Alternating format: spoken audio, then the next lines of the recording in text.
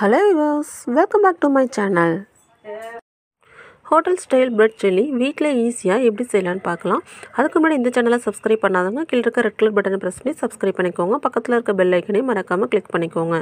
அப்பதான் நாங்க அப்லோட் பண்ற எங்களோட எல்லா வீடியோட நோட்டிஃபிகேஷனும் உங்களுக்கு வரும்.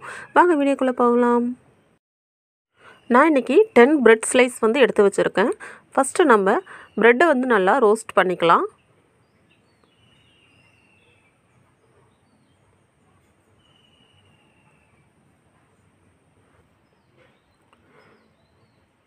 இது மாதிரி எல்லா பிரெட்டையும் வச்சு நம்ம நல்லா ரோஸ்ட் பண்ணிக்கலாம்.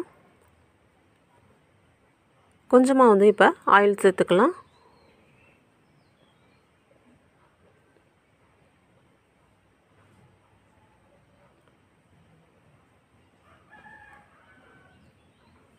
இப்போ நம்ம திருப்பி போட்டுக்கலாம். இப்போ ஒன் சைடு வந்து நல்லா வெந்திருக்கு. பிரெட் பார்த்திங்கன்னா நல்லா உங்களுக்கு கிறிஸ்பியாக ஃப்ரை ஆகணும். அப்போ தான் வந்து உங்களுக்கு கட் பண்ணும்போது வந்து ஈஸியாக இருக்கும். சேம் டைம் நம்ம பிரெட் சில்லி செய்யும்போது பிரெட் ஸ்லைஸ்லாம் வந்து உடையாமல் வரும் உங்களுக்கு. இப்போ பிரெட் எல்லாத்தையும் நல்லா ரோஸ்ட் பண்ணியாச்சு. இது மாதிரி க்யூப் சைஸில் எல்லா பிரெட் ஸ்லைஸையும் நம்ம கட் பண்ணி வச்சுக்கலாம். நெக்ஸ்ட்டு பிரெட் மசாலா ரெடி பண்ணிக்கலாம். ஒரு மிக்ஸி ஜாரில் 2 தக்காளி நான் நல்லா பொடியாக கட் பண்ணி சேர்த்துருக்கேன். இஞ்சி பூண்டு வந்து நான் கட் பண்ணி வச்சுருக்கேன் பொடி பொடியாக, அதையும் நான் சேர்த்துக்கிறேன்.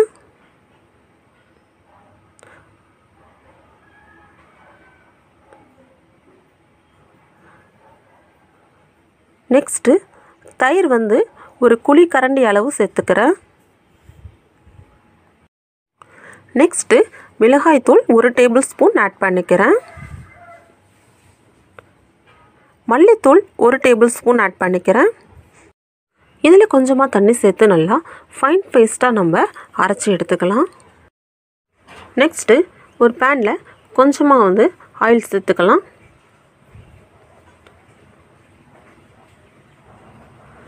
எண்ணெய் நல்லா ஹீட் ஆகட்டும்.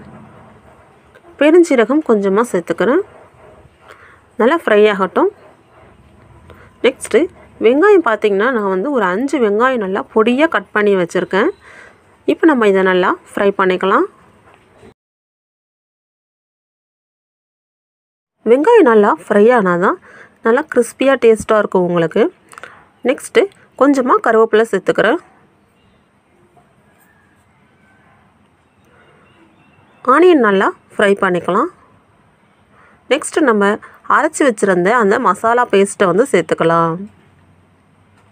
இது போல் கொஞ்சமாக தண்ணி சேர்த்து கெட்டியாக வந்து சேர்த்துக்கோங்க.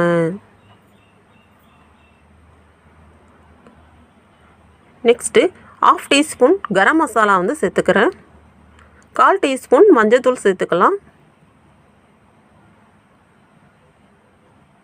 தேவையான அளவு சால்ட்டு சேர்த்துக்கலாம். இப்போ நல்லா எல்லாத்தையும் மிக்ஸ் பண்ணி விட்டுறலாம். மசாலாலாம் நல்லா ஃப்ரை ஆகணும். ஏன்னா வந்து பச்சை வாசனை உங்களுக்கு போகிற அளவு நல்லா ஃப்ரை பண்ணிக்கோங்க. அந்த தண்ணி பார்த்திங்கன்னா கொஞ்சம் கொஞ்சமாக நல்லா ஃபில்டர் ஆகி நல்லா வந்து ஒரு பேஸ்ட் கன்சிஸ்டன்சிக்கு நமக்கு கிடைக்கும். ஸோ நல்லா ஃப்ரை பண்ணிக்கலாம். இப்போ பாருங்கள் கொஞ்சம் கொஞ்சமாக வந்து நல்லா வந்து வற்றிட்டு வருது. இப்போ மசாலா நல்லா ரெடி ஆகிடுச்சு. அந்த ஆயிலெலாம் தனியாக பிரிஞ்சு வந்துருச்சு. இப்போ நம்ம கட் பண்ணி வச்சுருந்த பிரெட் ஸ்லைஸ் வந்து சேர்த்துக்கலாம். கொஞ்சமாக கொத்தமல்லி தழை நான் வந்து தூவிக்கிறேன். நெக்ஸ்ட்டு பிரெட் ஸ்லைஸ்லாம் நல்லா மசாலாவோட மிக்ஸ் பண்ணி விடுங்க. இப்போ நல்லா வந்து மிக்ஸ் ஆகிருக்கு. ஸோ நமக்கு நல்லா டேஸ்டியான பிரெட் சில்லி ரெடி ஆகிடுச்சு. இப்போ பாருங்கள் மசாலா நல்லா மிக்ஸ் ஆகிருக்கு சூப்பராக. பிரெட் ஸ்லைஸும் வந்து உங்களுக்கு உடையாமல் நல்லா அழகாக வந்திருக்கு. இப்போ நம்ம சர்வ் பண்ணிக்கலாம். ஒரு சூப்பரான dinner R breakfast recipe ready ஆகிடுச்சு.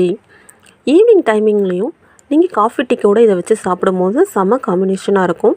இந்த ரெசிபியை நீங்களும் ட்ரை பண்ணி பார்த்துட்டு உங்களோட ஃபீட்பேக்ஸ் எனக்கு ஷேர் பண்ணுங்கள். இந்த வீடியோ பிடிச்சிருந்துச்சுன்னா உங்கள் ஃப்ரெண்ட்ஸ் அண்ட் ரிலேட்டிவ்ஸ்க்கு நிறைய ஷேர் பண்ணுங்கள். இன்னும் பல புதுவிதமான ரெசிபியோடு நான் உங்களை மீட் பண்ணுறேன். Thank you so much for all my viewers and always support my channel. Take care. Bye bye.